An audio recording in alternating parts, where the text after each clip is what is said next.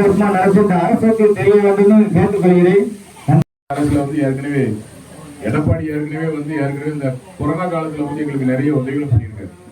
அந்த ஒரு காரணத்துக்காக நாங்க அந்த காலத்துல இருந்து அப்படி நம்ம செஞ்சுக்கிட்டு இருந்தோம். இப்பவும் இவர் செய்வார்னு பார்க்கணும்னா செய்யறதுக்கு வழி இல்லை.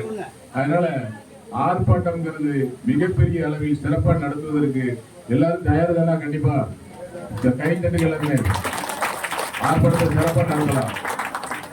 நீங்க கொடுத்ததுக்கு அனைவருக்கும் நாங்க நன்றி சொல்லியிருந்தோம். அடுத்தபடியாக நம்முடைய தமிழக கட்டிட தொழிலாளர் பொதுநல மத்திய முன்னேற்ற சங்கத்தினுடைய மாநில பொதுக்குழு கூட்டம் நடைபெற்று கொண்டிருக்கின்றன. இந்த கூட்டத்தில் கிட்டத்தட்ட 15 தீர்மானங்களை நிறைவேற்றியிருக்கின்றோம். அதில் முதல் தீர்மானமாக கட்டுமான தொழிலாளருடைய இந்த பொருட்கள் விலைகள் அதிகமாக இருக்குது. கம்பி, சிமெண்ட், ஜல்லி எல்லாமே அதிகமான விலையேற்றத்தில் இருக்குது. இது அரசு, மத்திய அரசும் மாநில அரசும் கட்டுப்படுத்த வேண்டும் என்று அரசை நாங்கள் கேட்டு வச்சுருக்கோம். ரெண்டாவதாக எங்களுடைய பென்ஷன் 1200 3000 அறிவிக்குன்னு சொல்லி அரசில் கேட்டிருக்கோம்.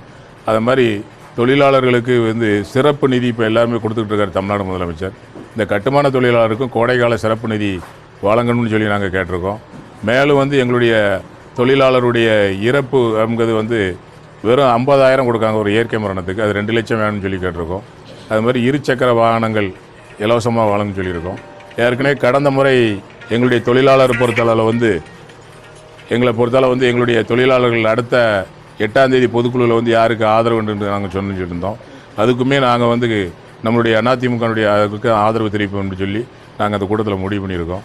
அதனால் எங்கள் தொழிலாளரை பொறுத்தளவில் வரக்கூடிய எலெக்ஷனுக்கு முன்னால் மிகப்பெரிய ஒரு ஆர்ப்பாட்டம் 15 மாவட்டங்கள் நடத்தலாம்னு முடிவு பண்ணியிருக்கோம்.